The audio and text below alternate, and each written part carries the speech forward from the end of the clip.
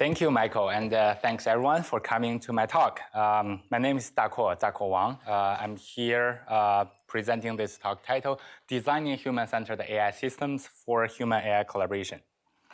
A very quick background about myself. I'm currently working at IBM Research, visiting scholar at Stanford. So my office is Gates 126. If you want to talk to me after the talk, I'll be here at least until the end of the year. I'm also an adjunct professor at the Northeastern University, so where I teach some classes there. I have been studying and working in China, France, and the US. So if you have interest in studying abroad, wondering all those different cultures of work and study, also I can share some anecdotal stories there. My research interest now falls into the intersection between HCAI, AI, and group collaboration. So I study and build human-centered AI systems, but I'm also from IBM Research.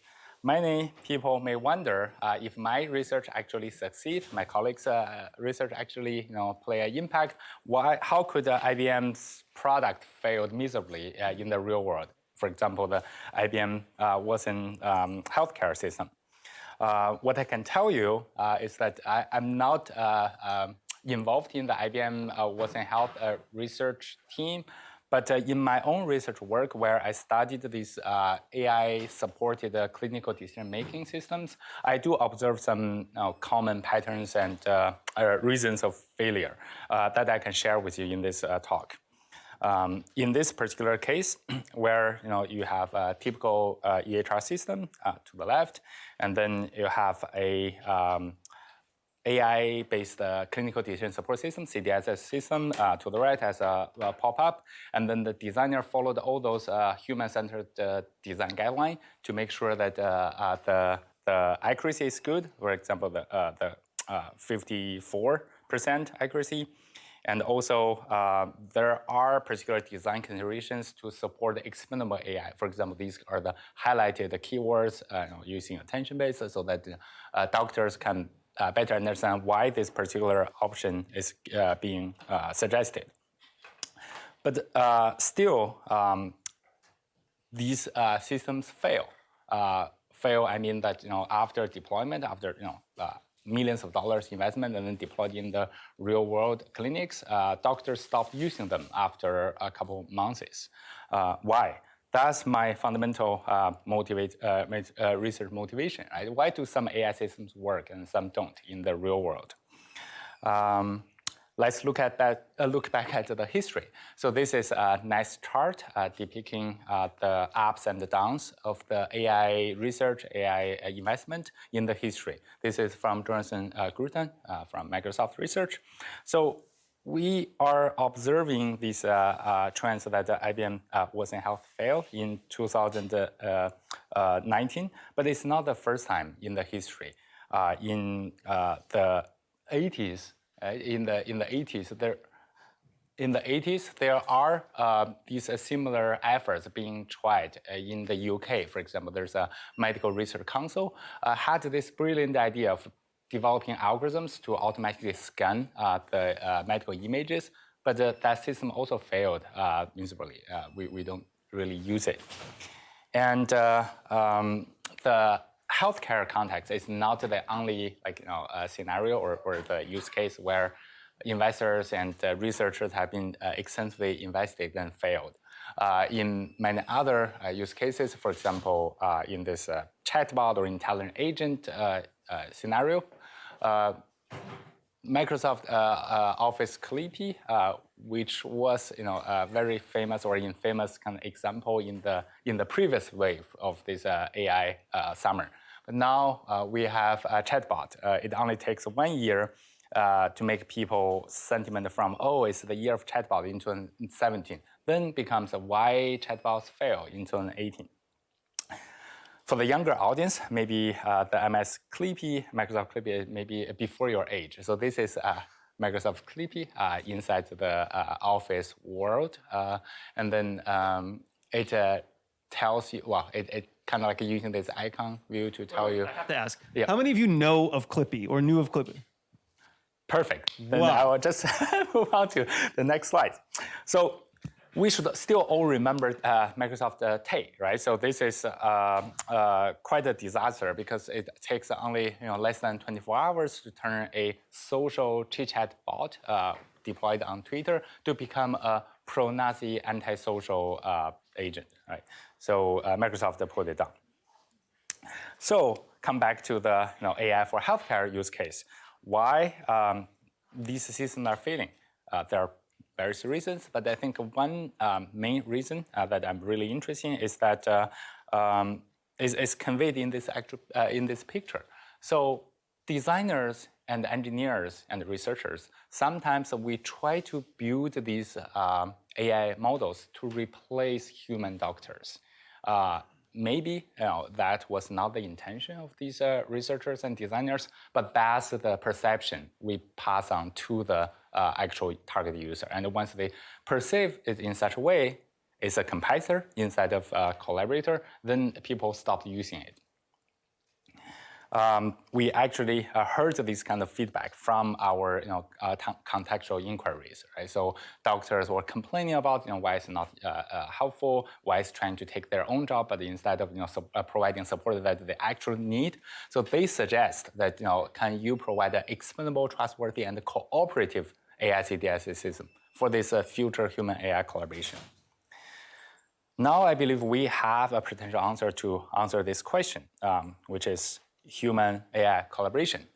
I define or coin this concept as the goal and the design process should be trying to design these human-centered AI systems to be a collaborator instead of a competitor, so that the human AI teams can deliver their outcome at higher quality or in a faster pace, and also that should be integrated into the existing human workflow. So that's the main topic of this talk. Now let's look at if everyone follows my thought, human AI collaboration is great, but why we don't have it now, right?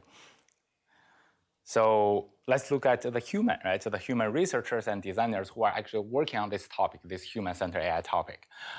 First, we have a group of researchers primarily focusing on the machine learning state-of-art performance and trying to design better models, more powerful models, and also the new model architecture that can present results with a more explainable, interpretable, or fair prediction. There's another group of researchers, mostly us, right? User study researchers, HCAI researchers, social scientists, focusing mostly on the design guidelines and the new UI features, new interaction experience for the AI system. And also sometimes we study the trustworthy issue, the societal impact issue after the system being deployed into the real world. The real problem is these two groups of researchers don't really talk to each other. We publish at totally different venues. We don't follow the research work from these different venues, right? And that's why, in order to deliver, build these AI systems to fully deliver the human AI collaboration promise, we need to close the loop. My work, fits into that gap and trying to close this loop as I conduct user-centered design research method. To the left, to my right, right? So, and then from understanding how a user works in their real day life and what they need, we can then digest these understandings and knowledges as new data sets or new tasks or even new model designs so that these can be translated into the language the machine learning community can understand. Then we can build state-of-art models, right, to actually solve those tasks or utilizing those domain knowledge. After that, once we have the model, it's still not the end, right? Our goal is to actually support humans. So we need to have a good system design and UI design so that we can wrap those machine learning models into a human-centered AI system so that that system can serve actually as the interface between the human intelligence and the machine intelligence. In this talk, I would like to highlight 3 lines of my work, AI for healthcare, biomedical domain. Secondly, AI for education, and the last one is AI for data science. Through these three small case studies, I want to illustrate also these three different research approaches. The first one is how to apply user-centered design research methods for studying and designing these AI systems. Secondly, how can I want to illustrate a full cycle of this closing the loop research methodology, how you can collaborate with different experts from different communities and then deliver this whole vision of the loop. Third one, from this studying how human data scientists work together, we want to learn from human-human collaboration, and then we can get this design for human AI collaboration. So let's start to look at the first case study.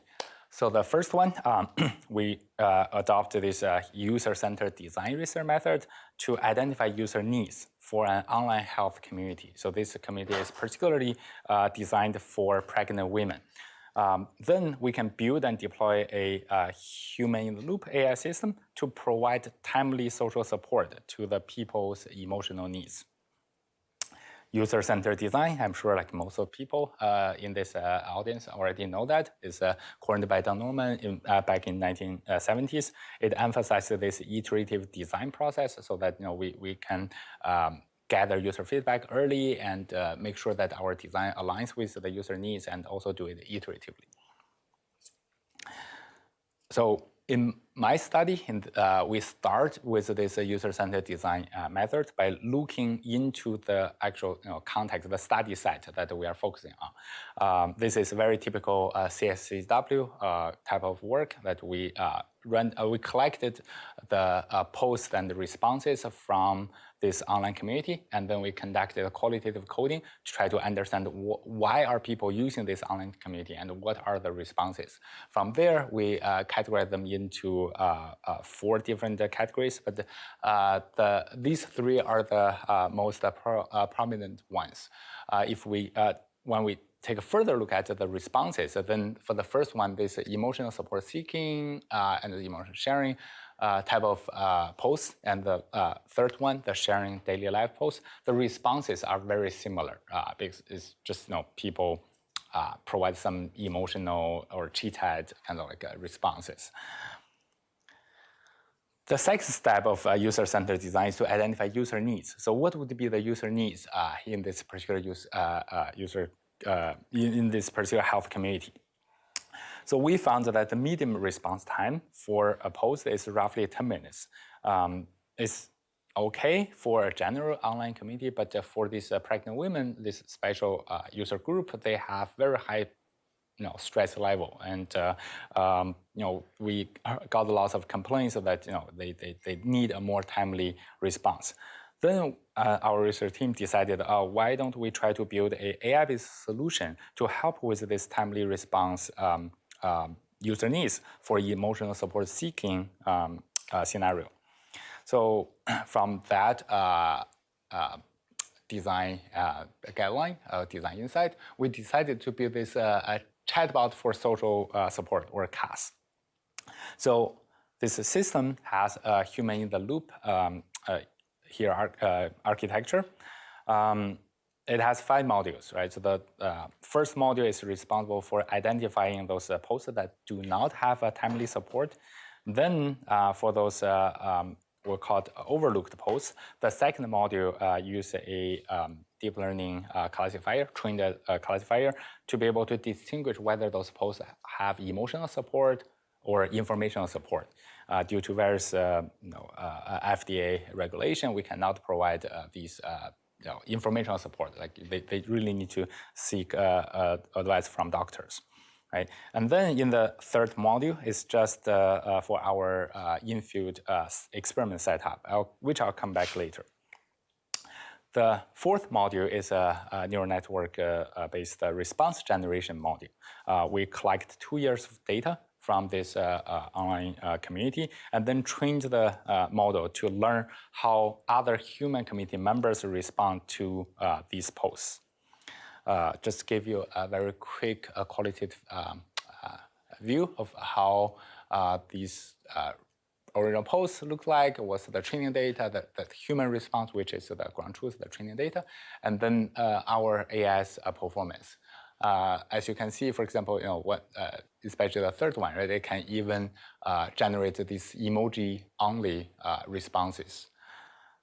I need to emphasize that this work was done in 2019, 2020, so there were no large foundation model yet. So this work was primarily using a NMT, natural neural machine translator model back then. Then, to make sure that our AI won't post any inappropriate messages back to the community, not to repeat the Microsoft Taste failure, so we developed this human-in-the-loop verification and refinement module. After each response is generated, a human moderator can look at the response content. So in this sense, the whole human-in-the-loop AI architecture, this entire CAS system, is actually to support that human content moderator to scale up his or her work. Right? After we developed this entire system, we decided to deploy it back to the target community. So this is a 7-day field experiment. This is the last step of user-centered design research loop, where you need to evaluate the solution against the target user back into the community. Right? During these 7 days, there are 3,400 roughly posts that are looking for emotional support, but do not have a timely response. Among these 3,400 posts, we randomly split into 2 groups. For the control group, we do nothing. Just keep monitoring what other human beings may come in and respond. For the experiment group, we have our AI system to intervene. I just want to share very quickly 2 result highlights. So the first result highlight is CAS can indeed support individual emotional support seekers' emotional Valence score to become more positive. So looking at this chart, to the left, that's our experiment group. To the right, this is the human response group, the control group, where you can see we calculated this emotional Valence score for the original posts, and then there are 49% are negative. After our AI intervention, and it's still the same poster, but coming back to respond to the AI response, right? So the negative emotion shrink significantly, and also the positive emotion, response increase. We observed a similar trend in the human response group, which means it doesn't matter whether you have AI or human respond to these posters. As long as someone are interacting with them, their emotion become less negative. We also have a surprising finding. So this is a second finding. So this CAS system, it was designed to support this individual emotions. Oh, sorry, question?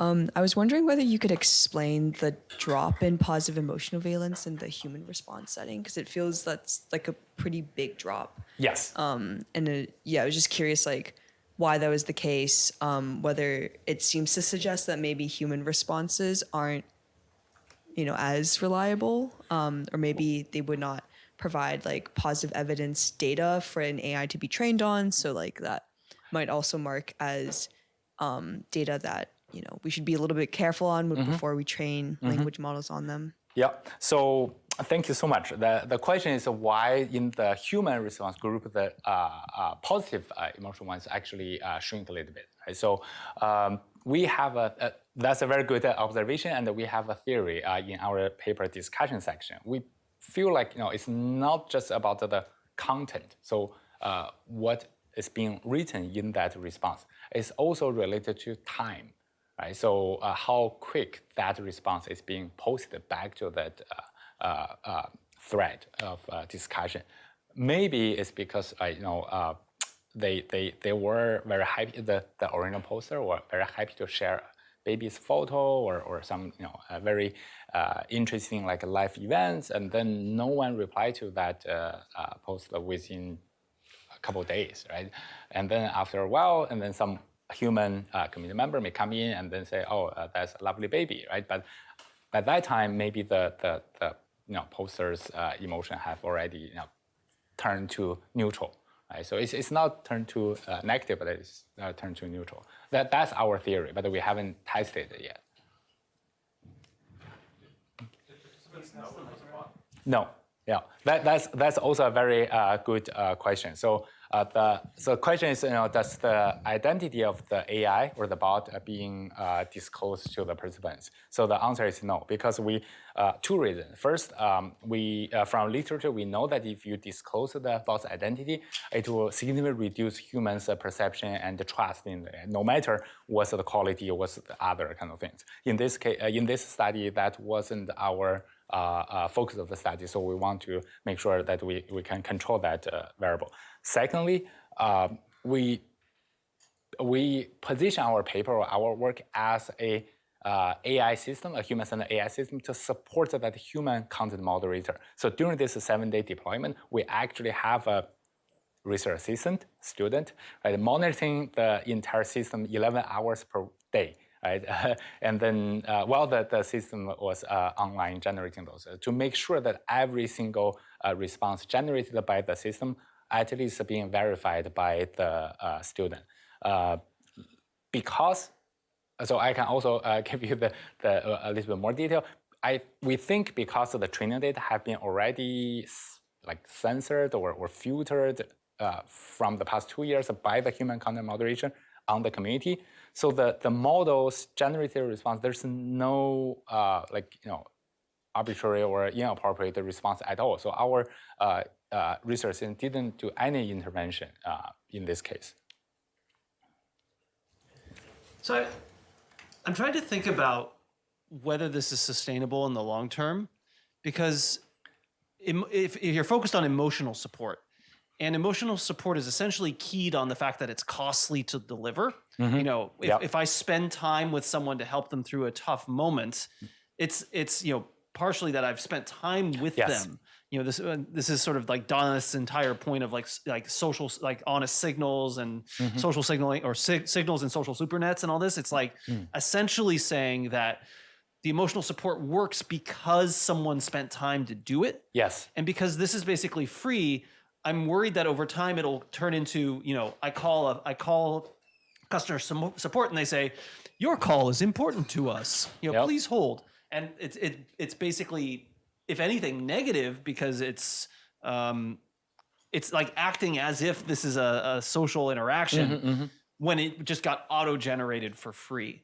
So I'm wondering what happens as this kind of thing goes further. Yes, I think that's a very valid concern. But from this 7-day field deployment, we couldn't observe that. But what we know in many of today's online communities, right? I wouldn't name them, but in many of those online communities, this architecture is actually being used in practice, despite whether they disclose it or not. So they have a small team of human content moderators looking at it, whether it's for emotional support purpose or for hate speech or misinformation filtering purpose, it's all like that. And after a while, after a long deployment, whether it will have some like effects or fading out, then that's something that I think we have to be able to access the actual data, log data from this user community. Yeah. Okay. So again, back to the second finding highlight in this particular study is that despite we designed the system to support this individual user, right? But it actually has some positive impact on the entire community. So looking at these two plots, right? The blue line is the experimental group. The orange line is the human group, right? So without any intervention. Our AI intervention only intervene once, which is that red circle. And then all the blue circle are all other human community members coming in.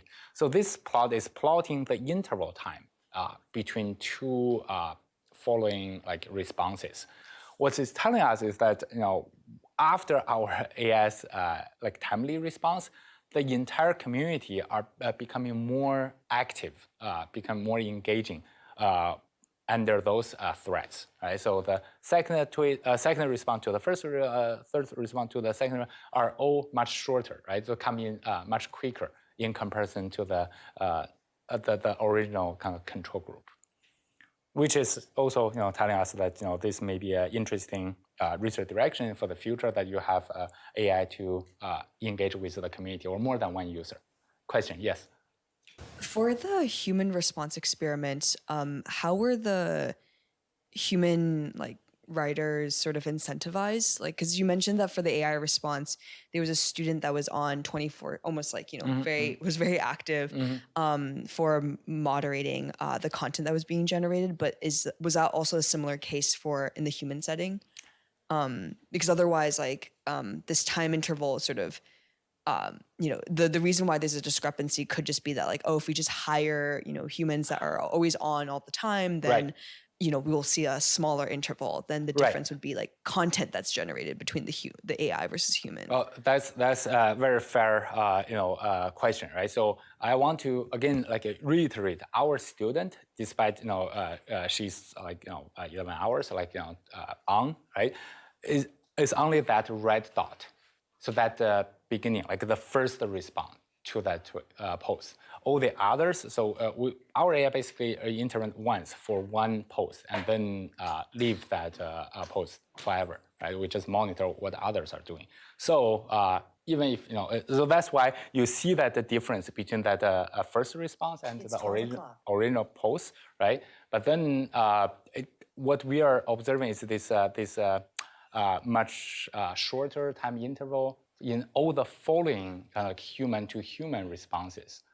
That's the difference that we are observing and we are excited about. That shows that AI come in once and then AI left, but all the other human, these are all the same online community members, right? They come into these posts more often and more timely, and not the other ones.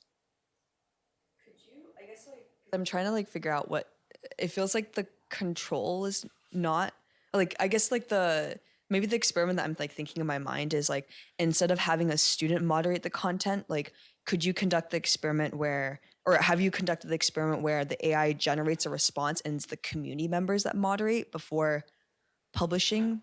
Because in the orange line, you're relying on community members being active and also generating and then publishing. Right. In the blue line, it's the AI generates, but then you have a student that is always moderating. No, it's only the first one. The first one. And then all these following four dots, like the second response, third response, fourth, fifth response are all the community members are also creating, generating, and posting. Okay, yeah. Yeah. Thank you. I probably should be quicker. So there are some other papers that we got in this AI for healthcare and medical domain. If you're interested, you can chat with me. But in this particular study, I was trying to say user-centered design as a very lasting and promising research method is still very valid when we try to design and build successful AI systems to support this human AI collaboration in the real world. The second work is building an AI system to support the storybook reading experience for parent-kids interaction. It's again trying to, I'm showing a full cycle of closing the loop where you need an interdisciplinary research team to collaborate and then translating the knowledge between the HCAI community and the ML community. But first, let's take a look at video. In the automated bot reading mode where the parent is absent, Story Buddy allows the parent to select a book, preview the generated questions, select the ones to use, and customize the bot-child interaction in advance. After the parent configuration is finished, Story Buddy is able to read the book, 3 bears. Facilitate interactive question answering through a conversational bot without the parent's intervention.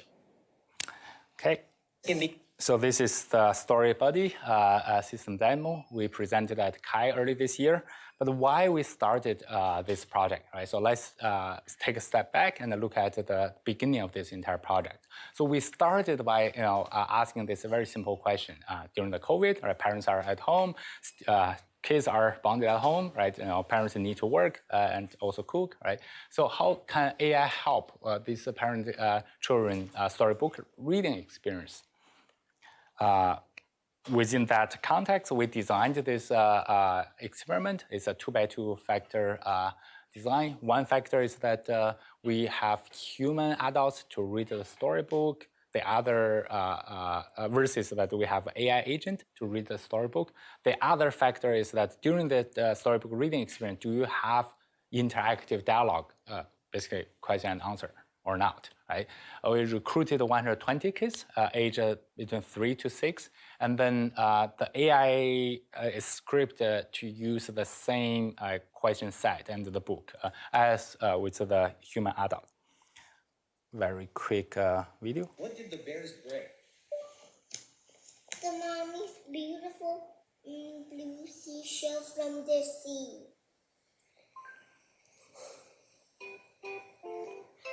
That is correct.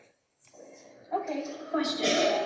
Why do you think the bears stopped at this island? To look for the blue shell. Good job. Yes, you're right. What did the bears...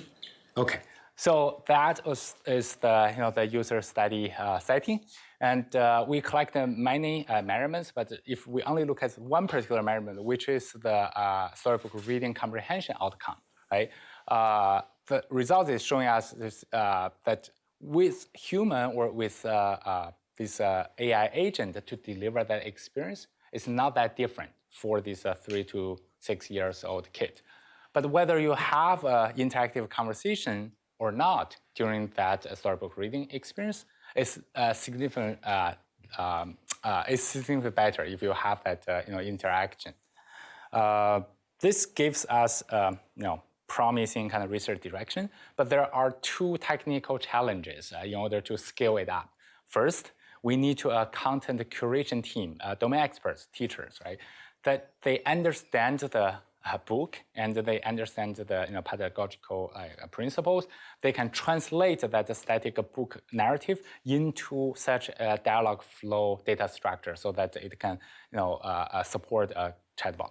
Then you need an engineering team to actually write the code and develop such a chatbot for Google Home or Amazon Alexa or mobile app. So these two steps so far are primarily manual effort. We have a proposal that we propose, our goal is very simple, right? To translate this static storybook narrative like Snow White into an interactive experience, right? But when we look into that effort, right, so it's actually more complicated than we thought.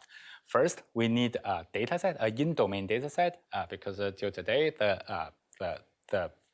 for young kids reading material, there hasn't been a data set being collected for this educational purpose. Then we need new models. We need a model that can generate these kind of question and answers with some educational value in it. And then we need to be able to generate the interactive dialogue flow, right, using those questions. And then lastly, we need to have a system that can enable the non-technical parents or teachers to utilize these generated results and automatically deploy them as chatbot. That's why you saw the demo at the beginning, right? So the data collection, data labeling process is that important bridge to bridge the human user study of identify the domain knowledge into a language or artifact that the machine learning community can actually use. We collected Gutenberg storybooks suitable for preschool kids, and then we recruited educational experts to create both question and answers anchored to those storybooks texts. The task was very simple. So we asked these educational experts if they were about to tell this story to a 3 to 6-year-old kid, what question would they ask? In this data set, it embeds this domain knowledge. For example, the learning science theory suggests that we need to balance the following 7 types of question categories to maximize the language learning outcome. So we tailor our data sets to make sure that our question answer, labeled question answers, can actually have to cover all these categories. We also compare our dataset with the existing QA and narrative dataset, like narrative QA and other things to show the unique characteristics. Then we need to build a benchmark models, right, and to show that it was the the off-the-shelf BART transformer models. If you fine-tune it on this data, how it will look like to give the ML community a target so that they can beat. After that, because we want to deliver a system to support these users, but it's, the existing benchmark model was not good enough to support that user scenario. We decided to design our own model architecture to enhance the existing sequence-to-sequence model to support our own use case.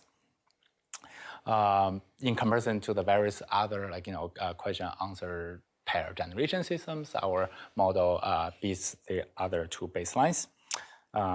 Here are some qualitative results, but I think due to the time, I really need to be faster. So back to the bottom line, right? So this bridges the outcome, the model artifact from the machine learning community into the target non-technical users' real-world scenario. The design here, for example, we have this design that can show to emphasize the explainable AI feature that for any of these questions, we highlight where or which sentence that the question is being generated using attention-based explanation visualization.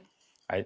Also, our goal or our purpose is for human AI collaboration, not to have AI system replace the parents or the teachers. Right. So here, what we are really trying to do is to use the AI model to help the parents and teachers to come up with questions faster and quicker. But they can decide, human can decide whether to use these questions or not. If they don't want to use it, they can just remove all of them, or they can come up with their own ones by editing and typing. After they're happy with that, they click one deploy button. So when the kids are actually interacting with the system themselves, it's a purely speech-based interaction modality, because these are 3 to 6 years old kids. They may not be able to actually read. Right. Then we conducted this user study with 10 pair of children parents. And this is the user study setting during the COVID. That's all you can do.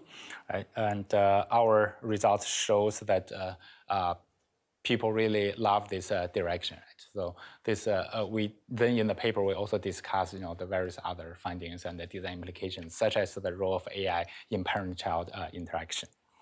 To quickly sum up, right? So in this particular case study, the second case study, we are demonstrating this full cycle of closing the loop, right? Where you can work together with an interdisciplinary research and engineer team to start with the understanding of human knowledge, domain knowledge, and then transfer them into a task that the machine learning community really care about, and then translating that machine learning community's artifact back to support the actual user in the target scenario.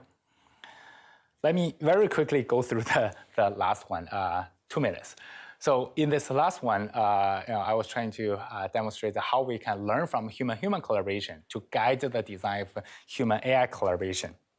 The whole project was supported by various user studies, qualitative research, quantitative research to understand how data science collaborate in a team. Then we draw this data science lifecycle, starting from the top that you define a problem, gather data, build model, deploy model, support the decision, right?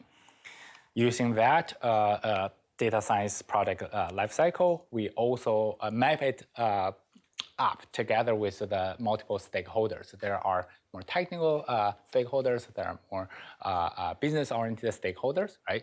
And then who's working with whom along with which step in that lifecycle. After that, we can then design this IBM Auto AI project, or now it's a product. So fundamentally, behind the scene is an Auto ML system or set of technology that can automatically select algorithms, select hyperparameters, select the feature engineering transformers, like for feature engineering methods for the data scientist. So 1 minute demo. To get started, just upload your data.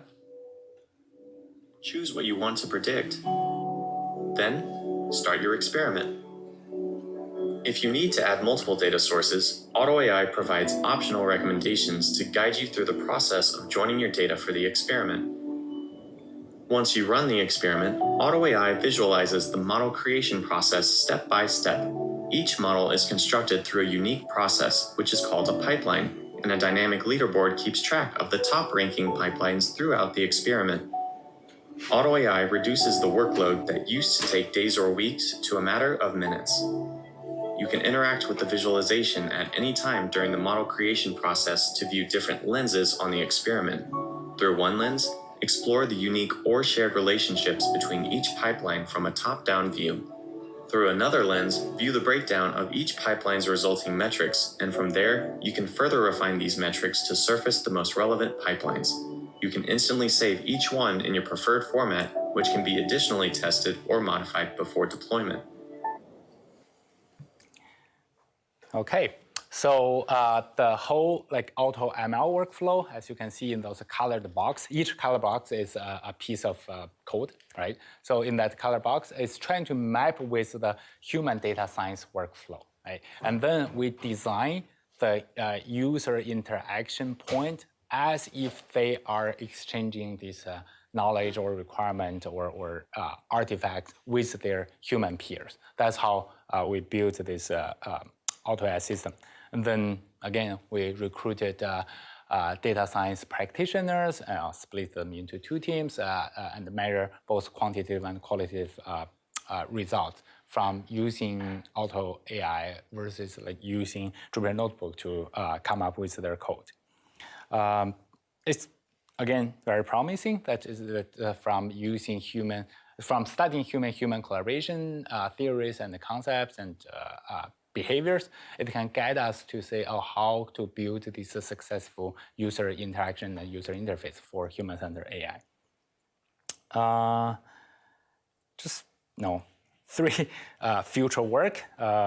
Democratizing AI from the work that you saw, that these are all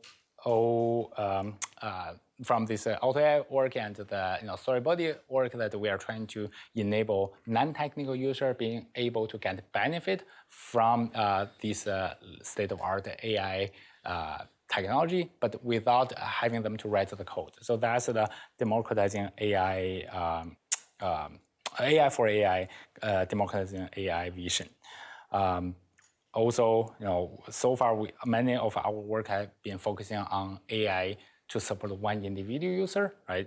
But we believe this AI for team and team for AI scenario or just a research topic would be more and more popular into the future. Lastly, in this democratizing AI theme, that we need to support more natural interaction design, such as this multimodality or cyber-physical systems, right?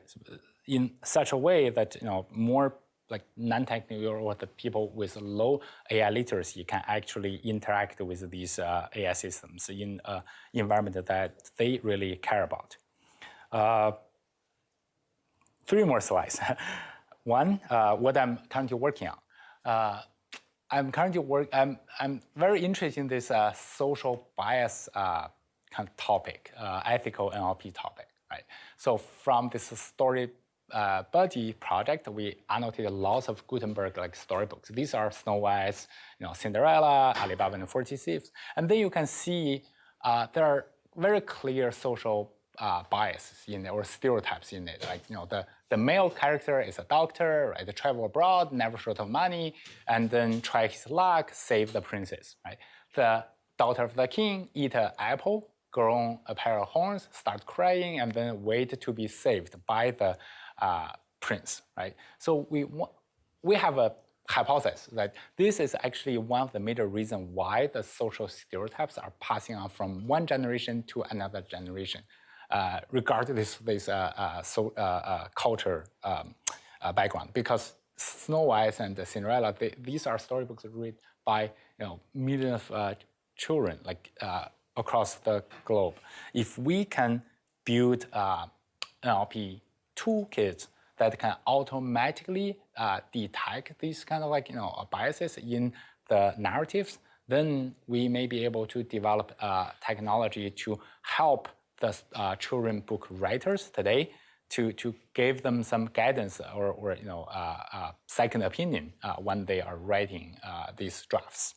Right? So we have a paper, just finished the draft and put on archive, trying to assemble various NLP toolkits together to support it. Graph, I'll skip that. Another big line of my work, so this is the final one, is from the AutoAI project. It was a very nice demo and all the visualization, right? But it was trying to use AI to support the data scientists who already know how to program AI. It was not a very easy sell, let's put it that way. So my current work is actually, we're shifting our focus to focus on the domain experts who have no skill in programming, right? And their current needs is how can they translate their massive existing data from the past centuries, all right? So into a usable data that can be used to train machine learning models, right? And then this human AI decision making, I formulate this data annotation task as a human AI decision making, so that once you have these AI systems, right, they can start to iterate themselves and also make predictions, suggestions. So humans' task changes, right? Shift from consuming that message and to make that decision themselves to whether I agree with or disagree with the AI's suggestion. Along this line, right, we built this Sleuth open source project together with Michael's research team as well as some other universities and release it to the open source community. We hope that the community can enjoy this kind of active learning enabled weak supervision data annotation system. Also, right, this same idea can be applied to other scenarios like in Twitter, right? So if you have a Twitter, you have a personalized model that we are training this model while you are browsing it, and then we expose it to you so that you can say, oh, this is inaccurate news, this is accurate news. Along with your interaction, the model is actually iterating itself and updating its prediction, right? How would people interact with this kind of personalized AI model? That's also some ongoing research project. Once you have AI to the left, and then you have human making this decision, right? We know that there's over-reliance, under-reliance, all these kinds of interaction issues. What if we provide a second opinion from another human, that dog avatar, right? So you are the panda, and then there's a dog, there's an AI, right? Will you agree or disagree? Will that help to reduce the over-reliance when you have a different opinion from your human peers, right? These are also interesting research topics.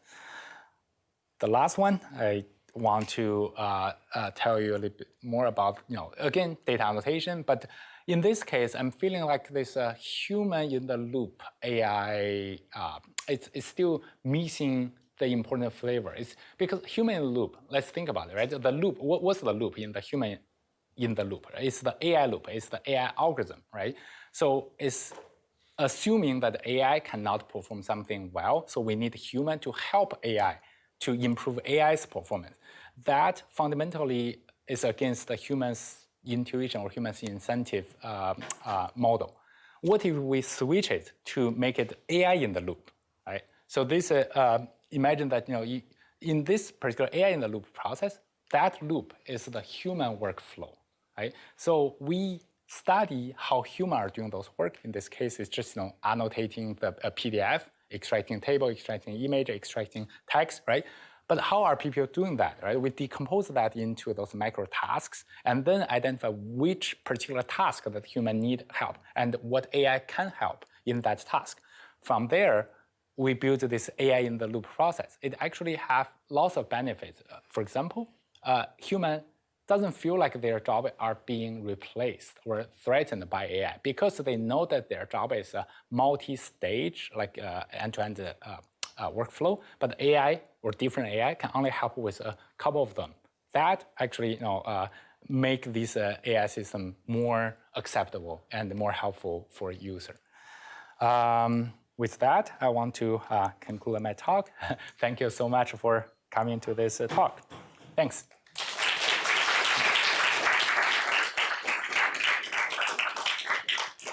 All right, we have a few minutes for questions. I'll pass the mic around. Thank you so much. So I just wanted to ask a question about the human AI interfaces. So throughout the talk, you showed a few interfaces. Most of them seem to be like text messaging sort of things with chatbots. And there was also this assistant, especially with the rise of generative AI. I'm wondering what sort of, I feel like a text messaging thread can only go so far in terms of like human AI interaction. So I'm wondering what sort of novel interface directions exist or that you're exploring right now. Yes. Oh, that's a very good observation. It's simply because my personal favorite interaction way is this graphical user interface, as well as the natural language based kind of interaction. That's why most of my research work are primarily focusing on the NLP kind of technology, right, to done this. But I also know some of our collaborators are now moving, including myself, are moving into the multimodality scenario. For example, in the storybook project, a next step is that we know that these kids are becoming more engaged if you can also generate a sketch to show them together with reading the storybook, right? So that is the text to image or text to video kind of generation capability. But we haven't found a very good model, off-the-shelf model to support that. We are benchmarking this make a video model that is recently released by Facebook, right?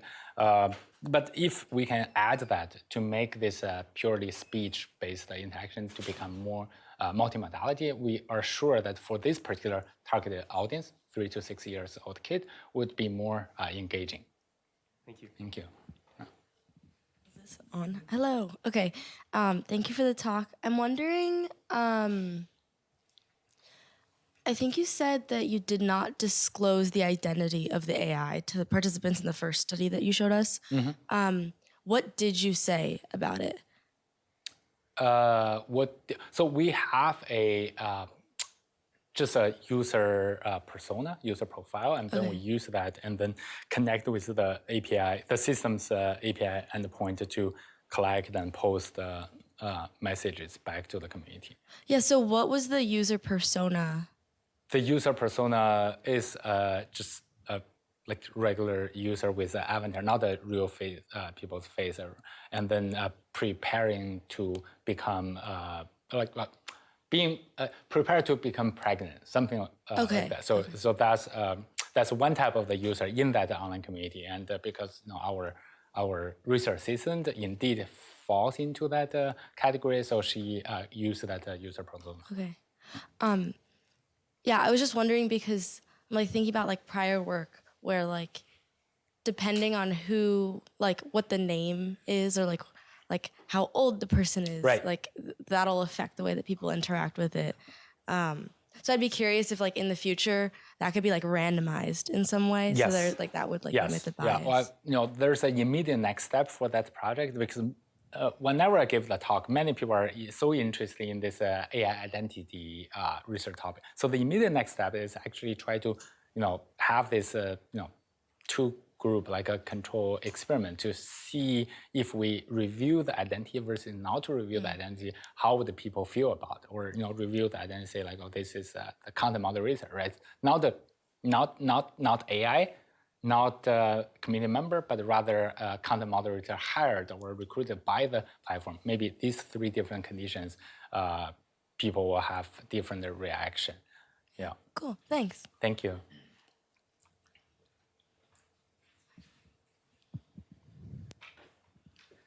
I'll take the host prerogative.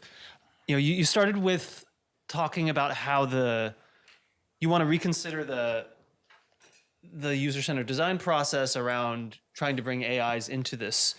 And I feel like a cynical view of what you presented would be to say, it's just user-centered design. Yes. Where AI is, just like any other tool we might use in our interaction design toolkit. Yep.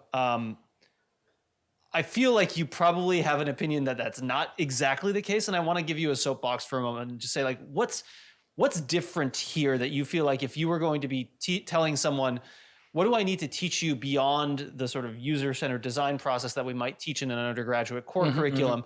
What do you need to know if you're building with AI in the loop? Yes. Yeah. Oh, thank you so much. So that's indeed the message I want to pass on. So first, two parts, right, of that message. First, user-centered design, all the things that we are learning in today's HCAI class or user-centered design class, right, is still valid. So you should, still hold a belief in it and don't try to play some trick or some novel things to say, oh, it's expired already, right? So that's the first part of the message. That's why I was saying user-centered design. AI is just another design material for you, right? It was web becoming available, right, in the past decades, and you just need to adapt to it.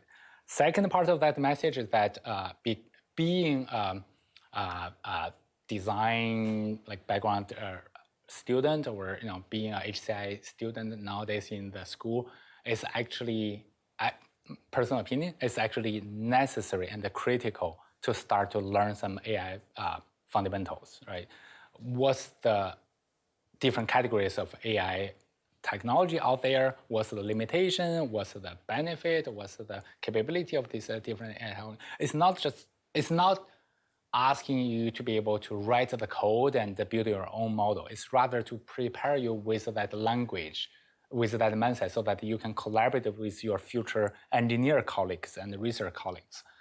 That's essential because I'm observing so many failure products is because the designer that we have in industry today, most of them were trained primarily using the web-based or mobile phone design. They have fear when they start to work on an AI-driven product. Sometimes they over estimate the AI capabilities. Sometimes they just try to stay away from those kind of product. That's something that I think while you're still a student, you should get yourself familiar with those and learn those skills. All right, then let's thank our speaker one more time. Thank you.